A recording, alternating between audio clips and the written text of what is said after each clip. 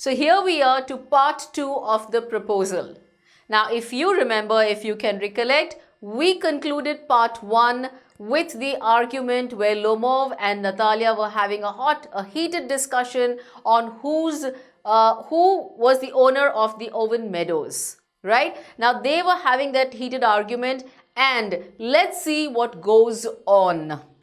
And here Lomov says, I'll show you the documents. Natalia Spenovna. Natalia, no, you're simply joking or making fun of me. What a surprise. We've had the land for nearly 300 years and then we are suddenly told that it isn't ours. Ivan Vasilovich, I can hardly believe my own ears. These meadows aren't worth much to me, she says. I don't understand. What are you up to? How can you even tell me this? You are either joking or you are making fun of me. That land belongs to us and that's final. They only come to 5 decitins and are worth perhaps 300 rubles, but I can't stand unfairness. Say what you will, I can't stand unfairness. She says that land is not even worth too much. It is just 5 decitins. Now what is decitins? It is an archaic land measurement used in Russia that is equivalent to 2.7 acres. So according to 5 decitins, it is just anywhere around 12-13 acres land. And this is what you're telling, and it is only worth 300 rubles, which is the currency of the Russian Federation. She says, that's okay. I'm not even looking at the worth, but my question is the unfairness. Why are you being so unfair? Lomov, hear me out, I implore you. Implore you isn't I beg you. The peasants of your father's grandfather, as I have already had the honor of explaining to you, used to bake bricks for my aunt's grandmother. Now my aunt's grandmother, wishing to make them a pleasant, now he's trying to repeat that same story again. What had happened, they were supposed to bake bricks for my aunt's grandmother, and she's like, I can't make head or tail of all this about aunts and grandfathers and grandmothers. The meadows are ours, that's all. She says, look, stop giving me those humbug stories of grandmothers, grandfathers and aunts. I have nothing to do with it. The bottom line is that the meadows belong to us. Lomov insists, no, it's mine. And the argument keeps going on. Natalia, ours. You can go on proving it for 2 days on end. You can go on and put on 15 dress jackets. But I tell you, they are ours, ours and ours. I don't want anything of yours and I don't want to give anything of mine. So there. She says, do what you want. These clothes which you have on, wear 15 more jackets and come dress jackets. I don't care. You do what you want. Whole day you keep convincing me for 2 days. Whole 2 days you take and try telling me. But I am not convinced about the fact that the land belongs to you. It belongs to us. Natalia Spenovna, I don't want the meadows, but I am acting on principle. If you like, I'll make you a present of them. He says, look, it's not about the land, it's about the principle that I'm talking on. It was ours, so I'm saying if you want the land, I can gift it to you. Don't worry, I don't want them. She says, oh, I can make you a present of them myself because they are mine. Your behavior, Ivan Vasilovich, is strange to say the least. This is so strange you are.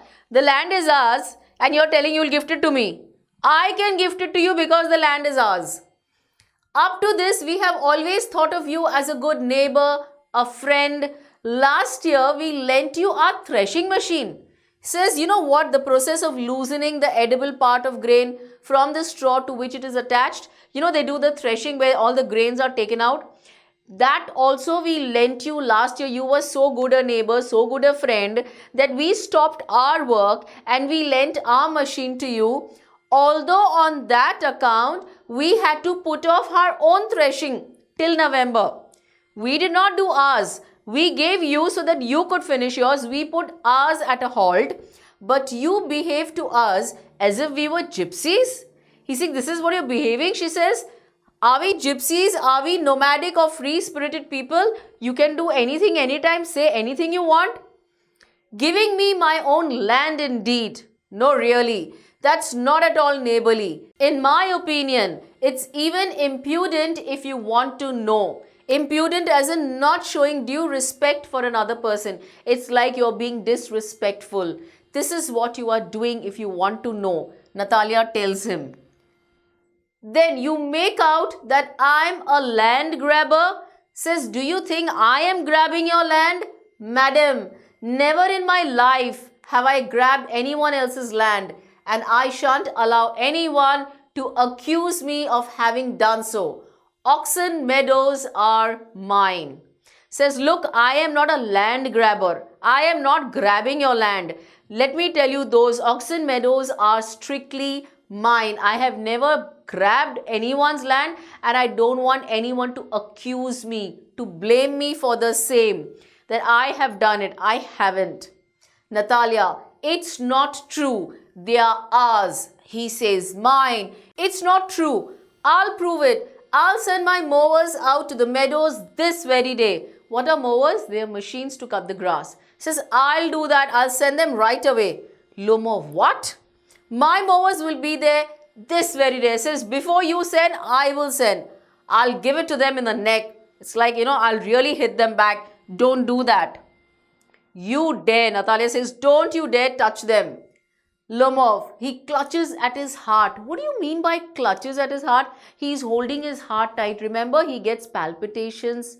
He's getting it now because now he was excited, angry. So, oxen meadows are mine. You understand? Mine. Please don't shout. You can shout yourself hoarse in your own house. But here I must ask you to restrain yourself. Says, control yourself. You are in my house. You can't shout out here.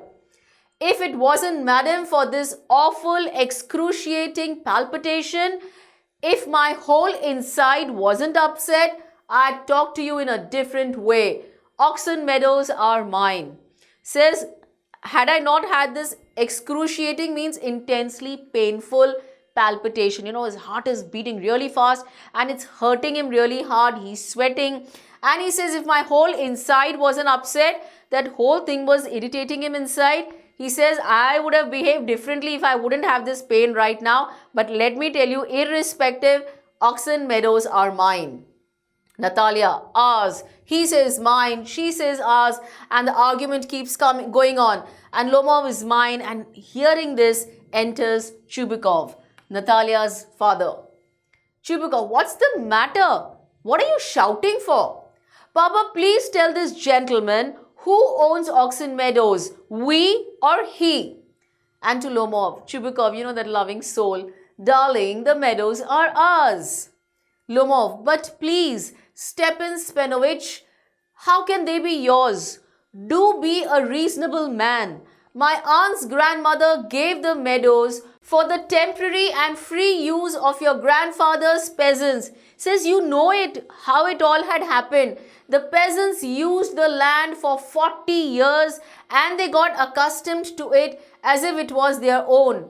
When it happened that. Now he is repeating that whole story again in front of Chubikov, and he says, these small holders or agricultural laborers, now they used that land for 40 years. Now because it went on for 40 years, it was taken for granted that it belongs to them, right? So they got accustomed, as in they got used to it, that it is theirs, and so that's how it happened. Chubikov, excuse me, my precious, you forget just this, that the peasants didn't pay your grandmother and all that. Says, they did not pay anything because the meadows were in dispute. As in they were in a disagreement or they were in an argument, whether they belong to y'all or to us, and so on. And now everybody knows that they are ours. It means that you haven't seen the plan. So you see the plan, it belongs, this land which is right in the center, it belongs to us and not to you. I'll prove it to you that they are mine. Says, fine, I'll prove it to you that they are mine.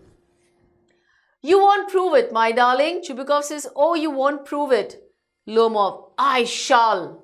Chubikov, dear one, why yell like that? Now this guy was nice and patiently talking and listening. Says, why are you yelling like that? Why are you screaming? You won't prove anything just by yelling, and it's true. You know, when we get angry, we just raise our voice and we feel things will be done because we are screaming. But let me tell you, that actually, gives only you a problem. That causes a problem to you. The opposite person is fine, nothing happens to him, but your blood is boiling inside and you tend to lose your health for the same. So he says, you won't prove anything just by yelling. I don't want anything of yours and don't intend to give up what I have. He says, neither do I want yours, nor do I want to give what I have. And why should I? And my beloved, that if you propose to go on arguing about it, I'd much sooner give up the meadows to the peasants rather than you. There. So if you're going to continue doing this, mine yours thing, I would rather give those meadows to the peasants, to those poor farmers, instead of giving it to you. So stop arguing. I don't understand. How have you the right to give away somebody else's property? He says, how can you do that? That property belongs to me. My property, how can you just give it away to someone? Chubikov, you may take it that I know whether I have the right or not. He says, well, you may take it that way. That's what I'm telling you. Just consider it. Whether I have the right or not, I shall do it. Because, young man, I'm not used to being spoken to in that tone of voice. He says, nobody speaks to me that loud and so disrespectfully. No, I'm not used to it. I, young man, am twice your age and ask you to speak to me without agitating yourself and all that. He says, look, if you want to speak to me, don't get irritated. Don't, trouble yourself. You are causing harm to yourself and you are talking to me. I am twice your age. So please talk with respect and calm down. Why are you screaming? It's not going to help a bit. No, you just think I'm a fool and want to have me on. You call my land yours and then you want me to talk to you calmly and politely. Now Lomov is getting all the more irritated. He's getting all the more angry. He says, first of all, you're telling my land is yours and then you want me to talk to you calmly and politely? How is it possible? Good neighbors don't behave like that. Stepan Spanovich says, don't do that. Good neighbors don't behave like the way you are behaving. You are not a neighbor. You are a grabber. Now he started calling him names. He says, you're not a neighbor, you're a grabber. Something attention getting or sensational. You are just grabbing. You are just taking away something which is not yours. Chubikov, what's that? What did you say? He says, what did you call me? Papa, send the mowers out to the meadows at once. The person who cuts grass with a mower, those are mowers. Even the machine over there is called and they use those mowers to go and cut the grass. Says, go and send them right now. But what did you say, sir? Remember, he called him a grabber. So he is trying to tell him, say that word again. Oxen meadow are ours and I shan't give them up, shan't give them up, shan't give them up. Natalia is so sure about it that no ways, I am not giving it up. We'll see. I'll have the matter taken to court. Then I'll show you. He says, oh, I am going to take this matter to the court and discuss it there. You see what happens there. To the court? You can take it to the court and all that. You can. I know you. You are just on the lookout for a chance to go to court and all that. You pettifogger, all your people were like that. All of them. Now he's angry. So far it was precious, darling, angel, all the loving words. But now he's really angry and he started calling him names. Chubikov is calling Lomov some names now. He calls him, you are a pettifogger, an inferior legal practitioner, especially one who deals with petty cases or employs dubious practices. Says he is something who, very inferior legal practitioner. That is the reason you always want to rush to court. Lomov, never mind about my people. The Lomovs have all been honorable people and not one has ever been tried for embezzlement like your grandfather. Now they started accusing, blaming each other's families. He says, look, my people are all good. They were all very honorable people. They were not like they had not been tried for embezzlement like your grandfather. Now here he's trying to tell him that your grandfather had been given something for some other purpose and he used it for something else. So he's literally blaming the grandfather. You Lomovs have had lunacy in your family, all of you. Lunacy is what? It is the state of being a lunatic. Lunatic is like a mad person. You lose your senses. So your full family is mad. Natalia, all of them are mad. She gets so angry. Chubikov, your grandfather was a drunkard and your younger aunt, Nastasia Mihailovna, ran away with an architect and so on. Now they started, throwing dirt at each other. Dirt of words, dirt of blaming each other's family members.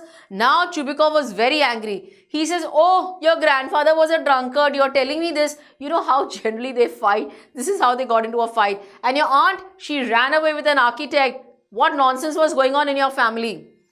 Lomov, and your mother, she was humpbacked. Now he also wanted to blame back. He also tried to find ways. So he says, your mother, she was a humpbacked. Humpbacked is, when you have an abnormality in the vertebral column. So in your spine, when you have something that becomes a hump, like a camel's hump.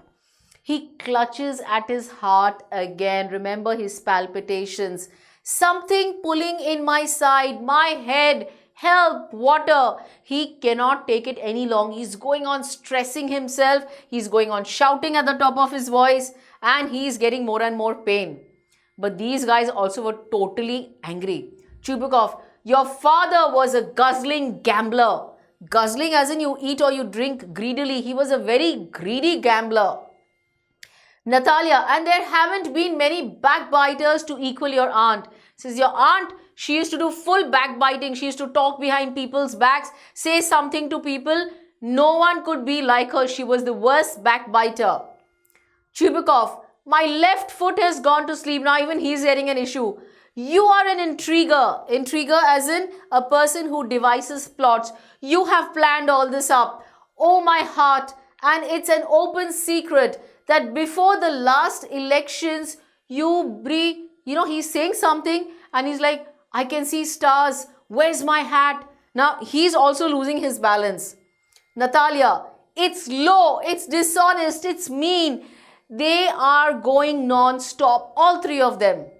Chubikov, and you are just a malicious, double-faced intriguer. Yes, malicious as in intending to do harm. You are that person who is just here to harm us. You are double-faced. You are good in one and the other side of the coin, you're really bad. Lomov, here's my hat, my heart. Which way? Where's the door? Oh, I think I'm dying. My foot's quite numb. Now he was, because of the palpitation, he was losing total balance. He couldn't find his things. He couldn't find his hat. He's saying something is going wrong with my heart. He's asking where is the door? Where is the way to the door? He lost it all. And he says, look, I feel I'm going to die and my foot has become numb. It's hardly moving. Chubikov, and don't set foot in my house again. He says, just go and never come back to my house ever again. Take it to court. We'll see. Natalia says, oh, you want to take it to court? Go ahead. Even we will see. Chubikov, devil, take him. He's like so upset with him. Natalia, what a rascal. What trust can one have in one's neighbors after that? He's saying, how could he do that? He's so cheap. How can you trust neighbors after this? The villain, the scarecrow, he's calling him so many names. First, he called him all the nice, loving names. And now they were all abusive ones.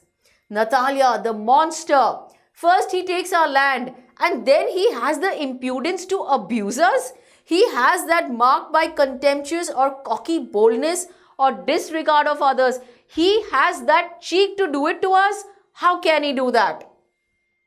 Chubikov, and that blind hen, yes, that turnip ghost has the confounded cheek to make a proposal and so on. What a proposal. He's saying, how can he do that after doing all this nonsense to us? He's calling him all sorts of different names and he says confounded. He's using it here for emphasis, especially to express anger or annoyance. He says, how dare he do that? He's doing all this and here he walks in, bringing a proposal to us. And Natalia is like, what proposal? So remember, as soon as Natalia and Lomov had started talking, it was about the land. The proposal was nowhere to be considered. They had not even uttered a word about it because the whole argument led into such a, heated one. So she's like, what proposal? Then suddenly she realizes her dad is talking about some proposal. Chubukov, why? He came here to propose to you. To propose to me? Why didn't you tell me so before? She's like, what are you talking? He came here to propose me. So he dresses up in evening clothes, the stuffed sausage. Well, those words are so funny. The stuffed sausage, the wizen-faced frump, he's calling him such ugly names. Frump is an unattractive person who wears dowdy, old-fashioned clothes. Now, he wore those old-fashioned clothes. He's calling him all different sorts of names. Natalia, to propose to me, bring him back. Back. Oh, bring him here. She says, oh God, I don't know that. Please bring him back. Chubukov, bring whom here? Quick, quick, I'm ill. Fetch him. Chubukov, what's that? What's the matter with you? Oh, unhappy man that I am. I'll shoot myself. I'll hang myself. We've done for her. He says, how can I call him back? We have just abused him, insulted him, embarrassed him. We've sent him away. We've shooed him away. Now you're telling me to fetch him back? How is that possible? What has gone wrong with you? Natalia says, I'm dying. Fetch him. He says, at once, don't yell. He says, okay, wait. Don't scream. Natalia, she just starts wailing. What have they done to me? Fetch him back, fetch him. She says, oh my God, why didn't they tell me this before? Chubukov, he's coming and so on. Devil, take him. He's like so angry. Oof, talk to him yourself. I don't want to. He says, oh, you talk to him. I am not going to talk to that person. She wails, she cries loudly, go fetch him. Chubukov yells, he's coming. I tell you, what a burden, Lord, to be the father of a grown-up daughter. He says, oh my God, it is such a burden to be the father of such a grown-up daughter. I'll cut my throat. Will indeed. He says, I am going to die of insult and embarrassment. I am not talking to that person. We cursed him, abused him, drove him out, and it's all you. He says, we did everything to him because of you. Natalia says, no, this was not because of me. It was because of you. Chubukov, I tell you, it's not my fault. Lomov appears at the door. Now you talk to him yourself. Now Lomov has come. Now here the father and daughter are arguing and Lomov enters. He says, look, I am not talking to that man, and he exits. What happens next? Let's watch that in part 3.